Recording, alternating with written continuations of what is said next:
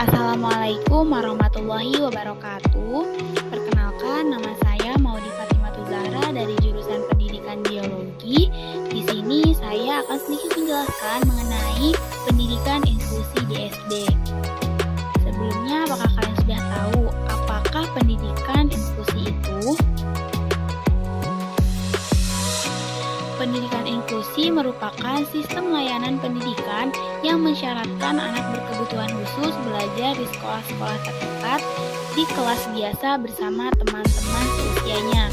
Yang mana pendidikan inklusi ini percaya bahwa semua anak itu berhak mendapatkan pelayanan pendidikan yang baik sesuai dengan usia atau perkembangannya, tanpa memandang derajat, kondisi ekonomi, ataupun kelainan yang dialaminya. Karena pada dasarnya, kesempatan mendapatkan pendidikan yang layak merupakan hak dari setiap warga negara, termasuk di dalamnya anak berkebutuhan khusus. Nah, di sini secara umum ada dua konsep untuk melayani anak ABK. Yang pertama yaitu mainstreaming atau integrasi. Konsep ini menerapkan di mana siswa berkebutuhan khusus harus menyesuaikan diri dengan sistem yang sudah ada di sekolah atau institusi tempat ia belajar. Yang kedua yaitu konsep inklusi, yang mana sekolah yang menyesuaikan dengan kebutuhan siswa berkebutuhan khusus tersebut.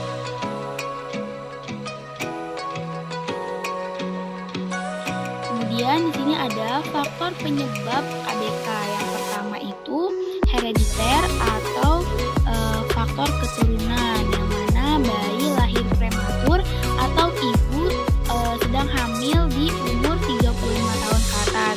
Yang kedua yaitu infeksi. Yang ketiga yaitu keracunan, yaitu ketika ibu sedang hamil sering mengkonsumsi obat-obatan. Yang keempat adalah trauma, dan yang kelima yaitu kekurangan gizi yang akan menyebabkan kelainan metabolisme. Selanjutnya ada jenis-jenis anak berkebutuhan khusus. Yang pertama adalah tunarungu, yaitu anak yang kehilangan seluruh atau sebagian daya pendengarannya. Yang kedua yaitu tunanetra, yaitu anak yang mengalami gangguan daya penglihatan berupa kebutaan menyeluruh atau sebagian. Tunanetra ini biasanya mempergunakan huruf Braille sebagai media membaca atau media pembelajarannya. Yang ketiga yaitu tunagrahita atau Down syndrome. Tunagrahita merupakan anak yang mengalami hambatan dalam perkembangan mental jauh di bawah rata-rata, sehingga mengakibatkan dia kesulitan dalam bidang akademik, komunikasi, maupun sosial. Yang keempat adalah tunadaksa, yaitu anak yang mengalami kelainan pada alat gerak seperti tulang, sendi, atau otot. Yang kelima adalah tunawicara, yaitu merupakan suatu kelainan fisik di mana anak tersebut memiliki gangguan dalam berbicara dan bahkan tidak bisa berbicara. Yang keenam yaitu tunalaras, merupakan anak yang mengalami kesulitan dalam menyesuaikan diri dan bertingkah laku di lingkungan sekitarnya. Yang ketujuh yaitu ada autis, merupakan gangguan perkembangan saraf yang mempengaruhi perkembangan bahasa dan kemampuan anak untuk berkomunikasi, interaksi, dan berperilaku. Lalu di sini ada model kurikulum pada pendidikan inklusi. Yang pertama adalah model duplikasi, yaitu penerapan kurikulum yang sama antara ABK dan anak normal lainnya. Yang kedua yaitu model modifikasi, yang mana kurikulum yang digunakan disesuaikan dengan kemampuan atau potensi yang dimiliki oleh ABK. Yang ketiga adalah model substitusi. Model ini mengganti isi kurikulum standar gambar kurikulum standar nasional dengan materi lain yang dapat lebih mudah dipahami oleh ABK. Dan yang terakhir yaitu model omisi, yaitu menghilangkan suatu bagian dari kurikulum umum yang tidak memungkinkan untuk diberikan kepada ABK. Selanjutnya, di sini ada kelebihan dari pendidikan inklusif.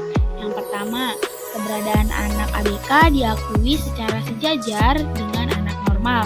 Yang kedua, menghilangkan diskriminasi dalam masyarakat sosial.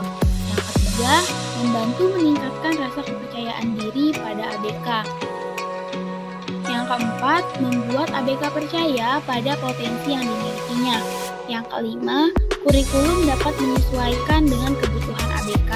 Dan yang terakhir, dapat saling berinteraksi secara wajar dengan kehidupan sehari-hari di masyarakat. Selain kelebihan, ada juga kekurangan dari pendidikan inklusif. Yang pertama, jumlah ABK masih sedikit yang sudah terdaftar di sekolah. Yang kedua, terbatasnya pengetahuan dan keterampilan yang dimiliki oleh para guru di sekolah inklusif.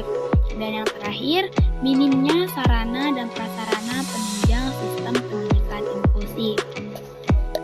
Selain itu, selain kekurangan dan kelebihan dari pendidikan inklusif, ada juga masalah atau kesulitan yang dihadapi oleh anak berkebutuhan khusus. Berikut itu masalah kesulitan yang dihadapi oleh ABK. Yang pertama, masalah kesulitan dalam kehidupan sehari-hari, yaitu berkaitan dengan kesehatan dan pemeliharaan diri sendiri. Yang kedua, itu masalah penyesuaian diri, di mana kecerdasan yang rendah berakibat hambatan penyesuaian diri pada ABK. Dan kondisi tersebut menimbulkan kecenderungan diisolir dari keluarga. Yang ketiga, yaitu masalah kesulitan belajar, keterbatasan kemampuan psikologi dari ABK mengakibatkan kesulitan dalam mencapai prestasi. Yang keempat, masalah pemahaman waktu luang. Dan yang terakhir, masalah gangguan kepribadian dan emosi. Mungkin hanya itu yang bisa saya sampaikan dan jelaskan mengenai pendidikan inklusi. Kurang dan lebihnya mohon maaf. Semoga bermanfaat. Wassalamualaikum warahmatullahi wabarakatuh.